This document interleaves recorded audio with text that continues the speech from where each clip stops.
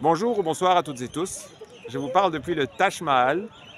Mais évidemment, je ne vais pas tourner la vidéo dans son ensemble dans la foule. C'est l'occasion de vous rappeler que je suis en Inde pour le moment, bien loin du Mexique, où je vous disais pourtant quelque chose d'important par rapport aux élections européennes qui arrivent.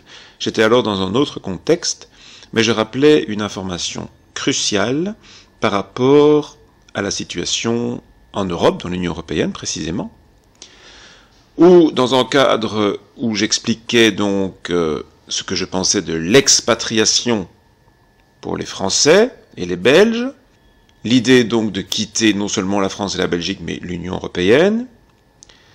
Je rappelais en 2022, avec la réélection de Macron, que si on voulait s'opposer au projet, on va dire mondialiste, l'agenda 2030, la grande réinitialisation, etc., peu importe comment on l'appelle, disons le monde du futur voulu par les personnes qui sont actuellement au pouvoir en Occident, Occident avec des guillemets, vous verrez pourquoi je dis ça tout à l'heure, eh bien, il fallait soit quitter l'Union européenne si on veut conserver ses libertés, ou bien rester en Europe, c'est votre choix, je n'encourage ni à l'un ni à l'autre, mais que si vous restiez en Europe, il fallait savoir que votre seule chance de gagner la bataille passerait par des moyens non démocratiques. Jusque maintenant, peut-être avec un peu de naïveté, on pouvait espérer éventuellement une lutte démocratique pour sortir de ce plan européen, américain en fait, puisque l'Union européenne, tout le monde sait maintenant que c'est un outil des Américains pour contrôler l'Europe. On aurait pu croire qu'une lutte démocratique était possible en élisant des gens qui étaient contre les traités européens et qui étaient prêts à s'y opposer. C'était le cas de Jean-Luc Mélenchon, c'était le cas de Marine Le Pen, c'était le cas de Nicolas Dupont-Aignan et d'autres. Soit vous vous soumettez, ce qui veut dire que vous allez accepter les injections obligatoires, le crédit social qui est en train d'être installé en Europe, et que les mots liberté, démocratie et toutes ces notions que nous aimons généralement bien feront partie du passé. Ça, c'est une option. L'autre option, c'est de rester à l'intérieur pour lutter. C'est pas toujours le plus efficace, mais c'est un choix tout à fait raisonnable et honorable de se dire « j'aime mon pays, il est en plein naufrage et je vais essayer de le sauver en restant à l'intérieur ». Ce n'est pas nécessairement le plus efficace pour le sauver, mais ça peut être une option et en tout cas, je ne vous décourage pas à le faire. Par contre, il faut que vous soyez conscient de la réalité. Ce ne sera pas de manière démocratique. De manière démocratique, c'est foutu. Voilà, donc je pense qu'après 2 ans, vous avez vu que tout ce que je dis là est évidemment de plus en plus évident. Et donc la question logique, c'est, puisque la démocratie ne peut plus nous libérer de cet état totalitaire, mondial, qui essaye de se mettre en place, mais qui n'existe pas encore, à quoi bon voter, de façon générale, en France, en Belgique, mais en particulier pour le Parlement européen? C'est une question à laquelle je vais répondre très facilement maintenant. Et une fois que j'aurai répondu, si je réponds oui, il faut voter, je vais vous dire pour qui, mais je ne vais pas vous dire pour quel parti ou pour quelle personne, mais quels sont les critères pour que ça ait du sens. Alors, la question est donc vraiment importante. On est dans une situation où le pouvoir en Europe prend des décisions qui vont à l'encontre de l'intérêt des individus et des peuples qui composent l'Union européenne.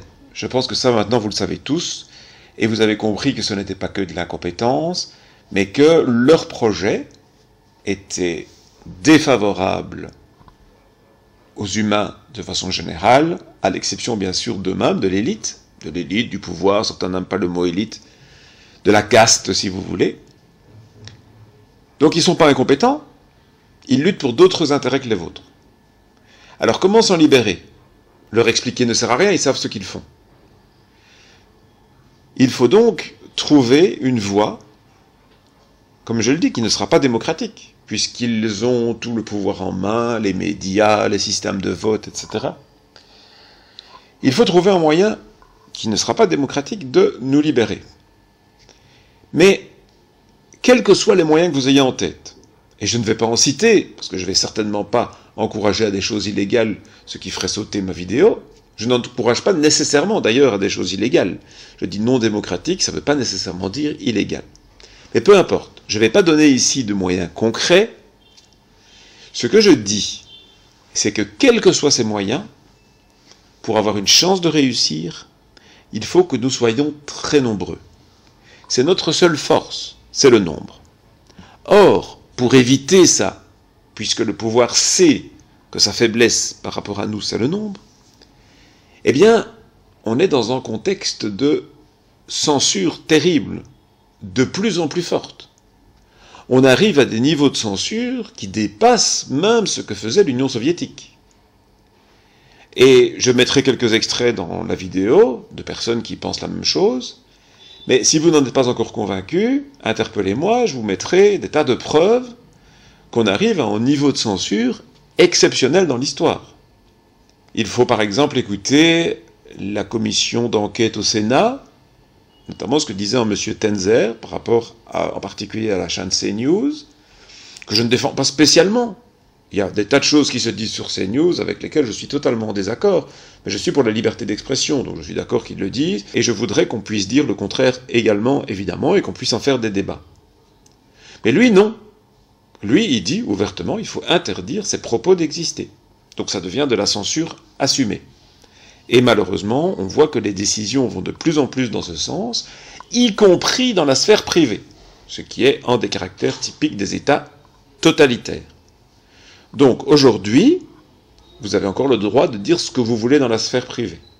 Mais avec les lois qui sont en train de passer au niveau français et au niveau européen, de toute façon, si ce n'est qu'au niveau français, c'est juste un petit laboratoire de ce qui arrivera dans l'Europe, dans l'Union européenne, je veux dire dans toute l'Europe, rapidement, c'est qu'on va pouvoir vous inculper pour des propos que vous avez tenus en privé.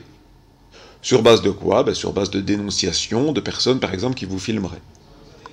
Donc si vous tenez des propos qui vont à l'encontre, par exemple, d'un changement, on va dire, morphologique via une chirurgie de vos enfants, une petite fille qui veut devenir un petit garçon, typiquement, par exemple, puisque c'est surtout dans ce sens-là que ça se passe apparemment, eh bien, si vous faites des commentaires, en général, sur cette idéologie, eh bien, on pourrait vous faire payer une amende, voire vous mettre en prison.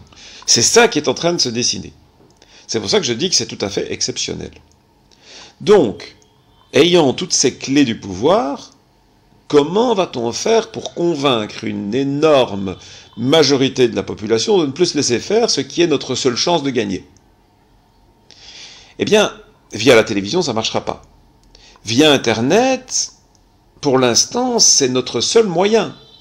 Mais on voit bien qu'ils sont en train, donc les gens de pouvoir, quand je dis ils, l'Union européenne, le gouvernement français, et tout ce magma, je dirais, mondialiste, est en train de prendre de plus en plus de contrôle sur ce qui se dit sur Internet, et les vidéos qui sont supprimées pour délit d'opinion sont de plus en plus nombreuses.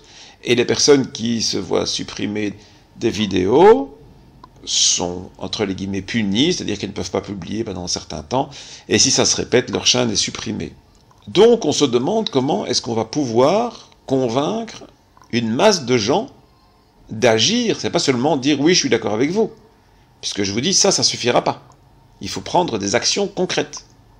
Et donc, pour que, je ne sais pas pour dire en chiffres, pour que 40% de la population française soit prêt, on va dire, à descendre dans la rue, on va dire ça comme ça, parce que ça, c'est pas illégal, en tout cas, donc ça, j'ai le droit d'encourager à faire, pour que 40% de la population française décide, on manifeste, ça aussi, j'ai le droit de le dire, il faut convaincre 70 ou 80%, parce qu'il y a des gens convaincus qui n'iront jamais dans la rue, parce qu'ils n'ont pas la force, parce qu'ils n'ont peut-être pas les conditions physiques, la santé, vous voyez, il y a toujours des bonnes ou des mauvaises raisons pour ne pas le faire.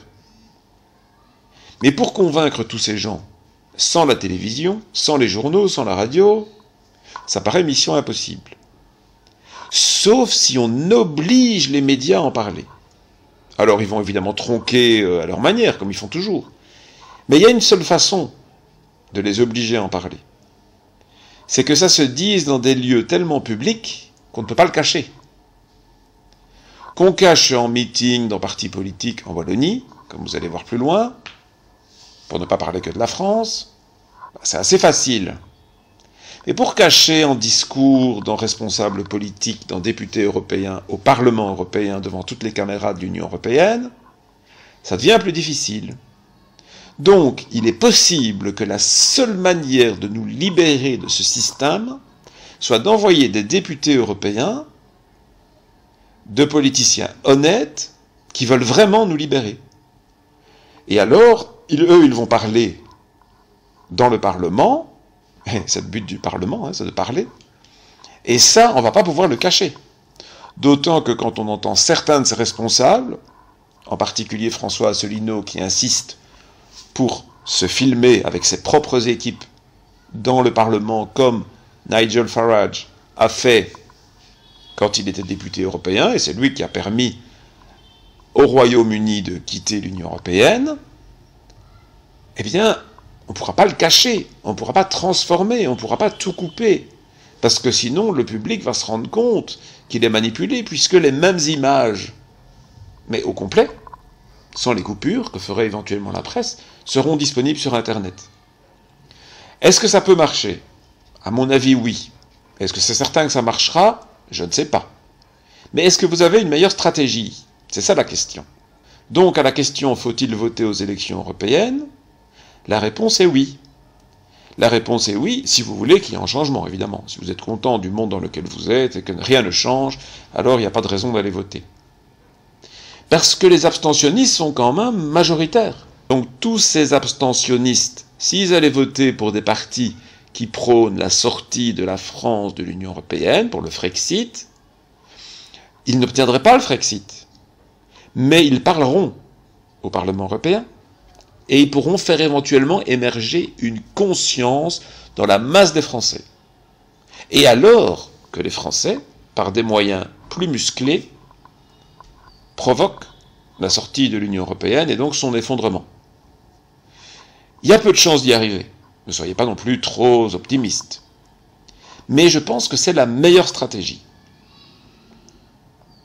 Donc, oui, je vous conseille, si vous voulez un changement significatif, d'aller voter aux élections européennes au mois de juin, à condition, bien entendu, de voter pour un parti qui s'oppose à l'Union européenne, pas un parti qui va suivre le mouvement. Or, c'est une erreur que fait la majorité, mais c'est une erreur qui est entretenue volontairement par le pouvoir, notamment par Macron, qui essaie de faire croire que les partis qu'on qualifie d'extrême droite sont pour la sortie de l'Union européenne. Typiquement en France, Reconquête et le Rassemblement national. C'est totalement faux. Ces partis ne sont pas pour la sortie de l'Union européenne. Et donc ce sont des fausses oppositions. Alors qu'ils le fassent consciemment, vous pouvez aimer Jordan Bardella, Marion Maréchal, les trouver sympathiques, ils parlent bien, tout ce que vous voulez. Peu importe. C'est pas la question. La question, c'est que ils disent clairement qu'ils sont pour rester dans l'Union européenne, l'euro, l'OTAN, etc. Donc ils n'ont pas le pouvoir. Qu'ils soient députés européens, président de la République, ça ne change rien. C'est pas eux qui décident. Et je vais vous mettre un extrait d'une vidéo, qui est censée être humoristique mais politique aussi, qui explique très très bien comment est-ce que Marion Maréchal assume parfaitement ce que je vous dis. Sinon, du côté de Reconquête, alors c'est le passage que j'attendais de vous proposer, hein, ça y est, les masques tombent, mais avec une honnêteté très intéressante. Alors, on l'a déjà dit dans la farce tranquille, la supercherie Éric Zemmour de faire croire, qu'il aurait pu être l'homme providentiel, qu'elle ait réglé le problème des Français, qu'elle ait bagarré contre l'immigration et tout, mais quand tu te soumets à l'Union européenne, c'est compliqué. C'est-à-dire que dans une cellule de prison, tu mets tous les posters que tu veux, mais à un moment donné, tu as les barreaux. Et là, bon, au moins, c'est de plus en plus clair parce que Marion Maréchal fait la tournée des popotes médiatiques en ce moment. Ce sera la tête de liste aux européennes de Reconquête. Et elle a dit, bon, sur BFM le 1er février, elle a dit les problèmes de l'Union européenne. Elle est consciente de tout ça et te le dit, regarde. Si depuis des années on n'avait pas organisé la mise en concurrence de ce secteur, si on ne les avait pas assommés de normes et de réglementations absurdes, si on avait fait en sorte de leur créer des débouchés de marché pour qu'ils puissent vivre de leur travail, si on n'avait pas laissé s'installer 1/5 des agriculteurs sous le seuil de pauvreté, s'il n'y avait pas un agriculteur tous les 2 jours qui se suicidait dans ce pays, ils ne seraient pas dans la rue. Mais on reste dedans. Voilà. Il faut rester dedans. Voilà. Tu sais qu'il y a des problèmes, tu sais que c'est pas bien, mais bon, voilà. Alors, on continue sur d'autres, quand je vous dis les masques tombent, c'est intéressant, hein, sur plusieurs lignes. Par exemple, la privatisation libérale en détente. Parce que n'oublions pas que le fait de vouloir dégager les immigrés n'empêche pas de se la couler douce niveau le néolibéralisme. Et Reconquête, c'est exactement ça. Marion Maréchal te le dit sur Sud Radio le 2 février. Pour sauver l'éducation nationale, paradoxalement, il faut l'ouvrir à la concurrence. Il faut libérer l'école privée. C'est-à-dire que je pense que pour sauver l'éducation nationale, paradoxalement, il faut l'ouvrir à la concurrence. C'est-à-dire qu'il faut libérer aujourd'hui l'école privée, permettre l'ouverture de davantage de classes, faciliter les modes de financement. Les écoles privées sous contrat et hors contrat. Parce que je crois que si aujourd'hui l'éducation nationale... Quelle que soit la confession. Je vais y revenir, je vais rentrer en détail. Mais... Voilà. Donc, aujourd'hui, c'est l'école. Et tu te dis, effectivement, bon, t'as encore cette gymnastique intellectuelle de dire, ouais, mais l'école publique, c'est de la merde. Enfin, ça devient de la merde à cause des gouvernements précédents. Ça, c'est un autre sujet. Mais donc, on va l'ouvrir à la privatisation. Comme ça, nos gosses vont être bien éduqués. D'accord. Mais quand on fera pareil avec la santé, faudra pas venir chialer. Parce que c'est ça, le libéralisme. Le libéralisme voulu par Bruxelles. Voilà, regardez ce qui s'est passé dans d'autres pays. Regardez la Grèce, tu vois. Pas la mienne. Ça, c'est déplacé, par contre. Et puis, ce qui est génial avec Marion Maréchal, c'est que la soumission est assumée, pleinement. Donc on peut pas lui reprocher la malhonnêteté, elle te le dit. Hein. Si j'avais été Macron, j'aurais demandé à von der Leyen une dérogation au droit européen pour la mise en place d'une préférence nationale. Allant voir Ursula von der Leyen, j'aurais demandé des choses beaucoup plus importantes, parce que là, Ursula von der Leyen a expliqué qu'elle ferait un petit choc de simplification venant de la bureaucratie européenne. J'ai quelques doutes. Demandé quoi ? Et précisément une dérogation au droit européen pour permettre la mise en place de la préférence nationale. J'aurais demandé pas seulement une petite dérogation temporaire sur certaines conditions de la PAC, mais une dérogation sur toutes les conditions, toutes les conditions d'accès aux aides de la PAC. Ouais, donc elle reconnaît que si tu veux que von der Leyen est une sorte de la reine des neiges qui domine l'Union européenne et que de toute façon tu dois lui rendre des comptes. Donc elle le dit, tu vois, c'est pour ça que moi je comprends pas les gens qui me disent oui tu tapes sur Zemmour, il peut changer la France. Oui, mais il peut changer la France avec l'aval de von der Leyen. D'ailleurs, l'aval... T'as vu la vanne? Non, j'ai rien dit. Et puis sinon, concernant les 50 milliards filés à l'Ukraine, alors tout est tendu en Union européenne et en France, Marion Maréchal elle a dit il est logique d'avoir une solidarité pour aider l'Ukraine. Voilà. Et on continue et on finit avec la pirouette finale sur la sortie de l'UE. Ça, c'est la spéciale. De tous les lâches qui prétendent vouloir sauver la France, mais qui disent non, mais c'est compliqué de faire sans l'Union européenne, c'est la pirouette. Le RN dit pareil et d'autres, c'est que du plaisir. Oui. Mais je crains qu'une sortie sèche aujourd'hui de la France de l'Union européenne se paierait probablement plus durement. Moi, ce que je veux, avant d'envisager cette hypothèse, c'est que d'abord on se donne les moyens de changer l'Union européenne actuelle. Donc vous voyez, c'est clair, les partis dits d'extrême droite, RN et Reconquête, ne souhaitent pas sortir de l'Union européenne. Or, les gouvernements français et les parlements européens n'ont pas le pouvoir de changer quoi que ce soit. Changer l'Union européenne, c'est ce que tous les partis d'opposition disent depuis 50 ans, et quand ils sont au pouvoir, ils changent rien du tout. Que ce soit Hollande, Sarkozy, etc. On a vu ce qu'on a vu. Et je voudrais vraiment insister sur ce fait, quand certains disent oui, mais on devrait laisser une chance à Marine Le Pen, elle a été candidate depuis si longtemps, peut-être qu'elle ferait mieux, on devrait laisser une chance à Marion Maréchal, à Zemmour, etc.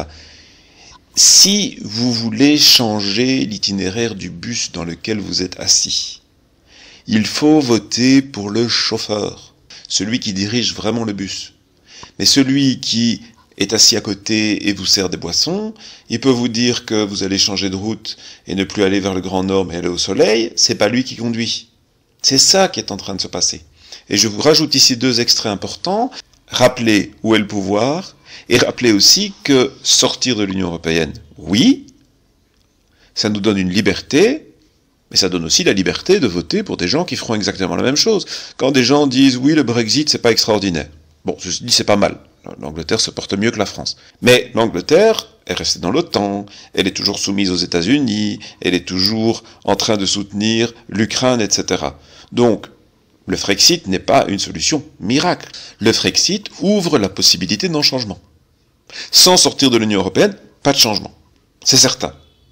Après, quand on se donne la liberté, on a aussi la liberté de faire des bêtises. Du Conseil européen, d'Ursula von der Leyen, mais pas des peuples qui se retrouvent côte à côte devant le Parlement, et nous à qui on a donné la parole, et qui se sont mis à échanger, qui n'avaient peut-être pas exactement les mêmes revendications, mais qui se sont retrouvés au même endroit, au même moment quand même. Oui, mais quelle est la proportion de la population qui a conscience que tout se décide à Bruxelles? D'ailleurs, tout est là. Si vous regardez comment le gouvernement français a géré la crise, quel est leur souci actuellement? C'est de ne pas nourrir le sentiment anti-européen. Oui. Et ça. Et donc, c'est un numéro d'équilibriste assez compliqué. C'est aussi pour ça qu'ils ont sorti cette surtransposition des normes qui serait responsable de tout. Quand vous voyez, j'aurais pas l'impudence de vous expliquer à vous que quand vous voyez un terme débarquer comme ça dont vous avez jamais entendu parler, c'est que c'est un élément de langage qui sort directement de McKinsey. Voilà, exactement. De la surtransposition des normes, ça permet de désincarner le problème. Ça met pas en cause l'Union européenne, mais ça incrimine pas le gouvernement non plus. Ouais. Voilà, c'est ça l'objectif. Donc en fait, moi, j'aime bien faire l'exégèse de Monsieur Jean-Claude Juncker. Jean-Claude Juncker avait tout résumé. Aucune initiative démocratique ne peut aller contre les traités. Voilà, tout est dit. C'est vrai que quand il était sous influence, il avait une tendance naturelle à dire tout haut ce que tout le monde pense tout bas. Ouais. C'est-à-dire que quoi que vous pensiez, c'est pas de votre ressort. C'est décidé à Bruxelles. Et de toute façon, vous n'avez pas voulu le traité de Lisbonne de 2005, vous l'avez eu quand même. Oui. Vous l'avez eu quand même sous une autre forme. Vous ne voulez pas le Mercosur, eh bien vous l'aurez quand même. Parce que quoi qu'en dise M. Macron, c'est pas lui qui décide. Voilà. Alors après, certains disent Frexit, pas Frexit. Le Frexit, c'est un moyen institutionnel pour sortir de l'Europe, prendre son indépendance. Est-ce que derrière, après, parce qu'il faut savoir ce qu'on fait derrière, si on reste dans la politique de l'OMC avec les traités de libre-échange, qu'on reste sur la base du libre-échange et non sur la base de la coopération entre les États. Pour aller un petit peu plus loin dans l'analyse, je trouve très important de rappeler certaines choses sur l'origine de l'Union européenne et ses objectifs. De tout ce petit monde qui est à Washington, au Capitole, le monde des secrétaires d'État, qui prend le pouls des multinationales, de certains professeurs. Oui, mais bien sûr. Et alors c'est eux qui, à un moment donné, vont lancer une information qui va être reprise, en général, par le Washington Post ou le New York Times. Et alors, une fois que ces sources, par le biais d'un journal, c'est la vérité qui est universelle, et tous les médias occidentaux, plus ou moins, prennent leurs sources. Et si vous ne dites pas la même chose que dit la soft power d'origine américaine, parce que pour moi, chers amis, lorsqu'on parle de l'Occident, les choses sont claires. L'Occident, ça n'existe pas. L'Occident, c'est l'Empire américain, n'est-ce pas? Il faut bien comprendre ça. Ça l'est devenu, et ça existe depuis. Oui, ça l'est devenu. Oui, mais l'Occident, c'était au sens Moyen-Âge du terme. Mais aujourd'hui, pour parler d'aujourd'hui, l'Occident n'existe pas. Et c'est une chose qu'il faut bien savoir, ça, c'est que nous, les Européens, nous devons défendre l'Europe avec nos valeurs européennes, qui n'ont rien à voir avec les valeurs soi-disant occidentales, qui sont les valeurs décadentes de l'Empire américain pour ses propres intérêts, plus vous avez les intérêts de l'impérialisme américain, ça c'est l'idéologie occidentale, plus une idéologie de la pensée unique. Il faut savoir que l'ennemi, il n'est pas uniquement dans des personnes, il est répandu dans la pensée unique, c'est-à-dire le libre-échange, par exemple, vous avez actuellement le réchauffement climatique. Alors vous avez des dogmes comme ça, c'est comme une religion. Des idéologies. Et alors là, on cherche l'ennemi, mais l'ennemi, il est partout, il est dans nos têtes. Et le meilleur exemple que je voudrais vous donner, chers amis, c'est lorsqu'on voit l'Amérique qui va, peut-être, avec Trump, ils vont nous quitter s'ils quittent le temps. On n'est même pas capable, nous, ces crétins européens, dans ces moments-là, de dire, ouf, ils sont partis, on va prendre nos affaires en main. Et on va reprendre nos affaires en main en augmentant de 1,5% ces gens-là sont tellement traumatisés et tellement valettisés que lorsque vous avez le suzerain qui s'en va, ils n'ont même pas le réflexe intellectuel, ils pleurent parce qu'ils ont perdu leur maître. Voilà où nous en sommes. Ils sont formés en sortant des young leaders. Il faut les foutre dehors. Je dis bien, il faut les foutre dehors, c'est tout ce qu'ils méritent. Marc, juste pour préparer l'actualité des commémorations historiques dans 3 mois, comment on dit suzerain en anglais? The Lord ou Suzerain? Overlord. Opération Overlord. Faut pas oublier. C'est un symbole. Les mots ont un sens. L'Amérique est soi-disant venue nous libérer. Et il faut savoir aussi, c'est un des chapitres de mon livre. Les Américains ne sont pas du tout venus nous libérer. Ils sont venus simplement éviter que l'Europe devienne soit d'Asie, soit russe, n'est-ce pas? Et ils ont, comme De Gaulle l'a dit, ils ne se sont pas battus pour nous libérer. La meilleure preuve, c'est qu'ils ils voulaient mettre en place l'AMGOT, hein, American Government of Territories. Et voilà, ils se sont battus pour leur pays. Et c'est pour ça que De Gaulle, très justement, moi De Gaulle, hein, pour la guerre d'Algérie, je suis pas tout à fait d'accord avec lui, mais dans son combat, c'est une guerre de 30 ans. C'était le rempart. Il a mené une guerre de 30 ans contre l'Amérique, ces gens-là. Or, que font nos élites actuelles? Ils gobent les dogmes de l'Amérique, qui sont les dogmes des intérêts américains, et qui ne sont pas du tout les intérêts européens. Donc il faut nous libérer de Jean Monnet. De Gaulle a dit c'était un traître. La propagande anti-De Gaulle, les Américains qui n'avaient pas besoin de ça d'ailleurs. C'était un agent de la CIA. Ben oui, exactement. Tout d'abord, vous l'avez sans doute remarqué, ce monsieur dit la pensée unique, blabla, il a cité le climat. Évidemment, au niveau du climat, il croit qu'il s'agit d'une arnaque, comme beaucoup de gens dans les mouvances, on va dire, d'opposition réelle, qui prennent le contre-pied de ce que disent les mondialistes, même quand ils n'ont pas les compétences pour le faire. Bon, petite parenthèse, le climat n'est pas le problème principal au niveau environnemental, donc là, il y a un mensonge, effectivement, du côté du pouvoir, qui présente ça comme la grande menace. Par contre, la menace est quand même réelle, même s'il y en a des plus graves, j'insiste, et elle est beaucoup plus grave que ce que prétendent les mondialistes, qui la sous-estiment eux-mêmes. Peut-être qu'ils l'exagèrent par rapport à ce qu'ils croient qu'elle est, pour nous manipuler, mais même avec leur exagération, ils sont en dessous de la réalité. Bon, c'est une petite parenthèse, j'ai déjà fait des vidéos là-dessus, vous pouvez toujours aller les voir, j'en ai fait plusieurs, j'en referai éventuellement, mais c'est pas le sujet ici. Mais pour le reste, il n'y a pas grand-chose à rajouter. L'Union européenne a été notamment créée par Jean Monnet, qui est un agent de la CIA. Il y a 10 ans, quand François Asselineau disait ça, on disait complotiste. Bon, maintenant, les dossiers ont été déclassifiés, les dossiers d'époque de la CIA, et effectivement, Jean Monnet était un agent de la CIA. Bon, ce n'est qu'un élément qui confirme que l'Union européenne est une création du pouvoir américain pour contrôler l'Europe. Et ça n'a pas changé. Donc, si vous voulez, quand vous avez un gars ou une femme du Rassemblement national, comme Marine Le Pen, qui dit « oui, oui, souveraineté, on va décider ceci, cela, mais on ne sort pas de l'Union européenne », c'est un petit peu comme l'Ukraine, à l'époque de Staline, qui aurait dit « oui, oui, on va changer de politique, mais on reste dans l'URSS ». Ben non, il faut choisir. Mais dans l'URSS, vous allez obéir à Staline. Eh bien, dans l'Union européenne, vous allez obéir à Ursula von der Leyen. C'est comme ça. Ou, évidemment, comme je le disais, son successeur. Apparemment, elle est candidate pour se succéder à elle-même, et si elle ne passe pas, eh bien, ce sera en Macron ou quelqu'un d'équivalent. Donc, la même politique va continuer. Je termine avec un petit mot concernant la Belgique. J'ai fait des recherches. Je n'ai trouvé aucun parti en Belgique, en tout cas en Belgique francophone et à Bruxelles, qui est pour la sortie de la Belgique de l'Union européenne. Bon. Je vous laisse un petit extrait de CNews, la chaîne satanique, vous savez, selon les mondialistes, qu'il faudrait faire interdire, où un ancien député belge explique un petit peu la situation de la liberté d'expression et de ce cordon sanitaire envers tout ce qui n'est pas dans la pensée, on va dire, de gauche progressiste, qui comprend évidemment l'appartenance à l'Union européenne. Donc il est quasiment impossible en Belgique francophone d'avoir un parti qui prône la sortie de l'Union européenne, parce que directement, il serait censuré par les médias, et sans passer dans les médias, ben, forcément personne ne vote pour vous.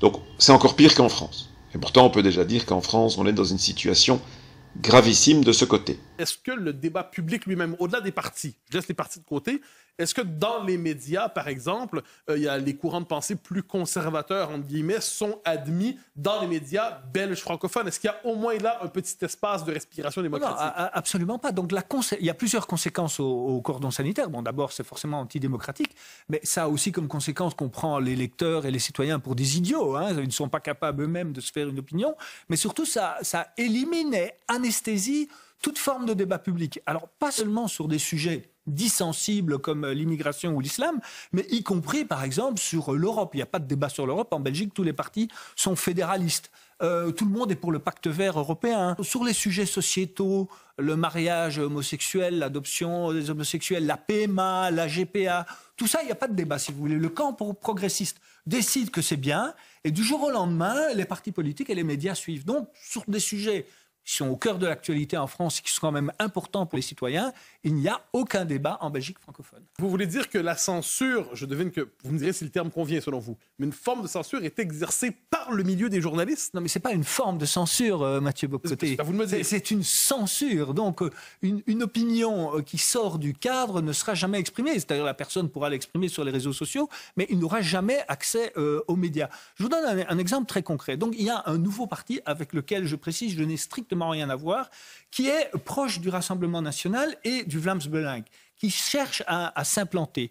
Lorsqu'ils se sont lancés, ils ont fait venir Jordan Bardella, qui est quand même pas n'importe qui. Eh bien, personne n'a couvert la conférence de presse de lancement de ce parti. Et ça va plus loin que ça. Donc, non seulement on ne donne aucune visibilité à leurs idées, mais ils sont dans l'impossibilité de se réunir même dans des lieux privés. Parce que qu'est-ce qui se passe? Quand ils veulent se réunir, ben forcément, ils font la publicité de leur réunion sur les médias sociaux, et immédiatement, les antifas et le principal syndicat belge, l'équivalent de la CGT en France, appellent des manifestants, essayent d'empêcher la manifestation de façon violente, et donc les bourgmestres, les maires interdisent la manifestation, alors que la violence ne vient jamais de ce parti. Donc vous voyez, non seulement on n'en parle pas, mais ils peuvent même pas se réunir. Mais normalement, quand des gens veulent se rassembler librement et que des gens cherchent à empêcher ce rassemblement, les autorités ne cherchent pas à assurer le droit au rassemblement des gens dont vous parlez? Je vous invite à venir un peu plus souvent en Belgique francophone. Non, au contraire, les autorités sont les premières à l'empêcher. Et ça se fait en général au dernier moment, donc il n'y a même pas moyen on a des craintes pour la sécurité publique et on doit dès lors interdire l'événement. C'est au nom de l'ordre public. Voilà, donc vous voyez, finalement, la question est relativement simple. Il faut savoir ce que vous voulez. Bon, si comme moi vous avez quitté l'Union européenne et que vous votez pas, c'est ce qui va m'arriver. Je ne vais pas rentrer en Europe pour aller voter, évidemment. Et en plus, je ne souhaite pas vivre dans l'Union européenne. J'espère qu'elle va s'imploser, mais je ne peux pas faire grand-chose d'autre que des vidéos en vivant loin de ce territoire. Mais si vous y habitez comme l'énorme majorité de mes followers, et que vous vous demandez est-ce que c'est l'occasion de faire quelque chose, la réponse est oui. Et comment? C'est assez simple. Peu importe que vous soyez de gauche, de droite, il faut laisser tomber ces trucs. C'est plus du tout la question. Je veux dire, quand vous êtes sur un bateau qui coule, vous vous demandez pas est-ce qu'il faut manger ceci ou cela au prochain buffet, quoi. Il faut mettre un petit peu les priorités. Le bateau coule, il faut le sauver. Et vous les sauvez même avec vos opposants politiques. C'est la même chose. Là, le bateau liberté, démocratie est quasiment complètement submergé.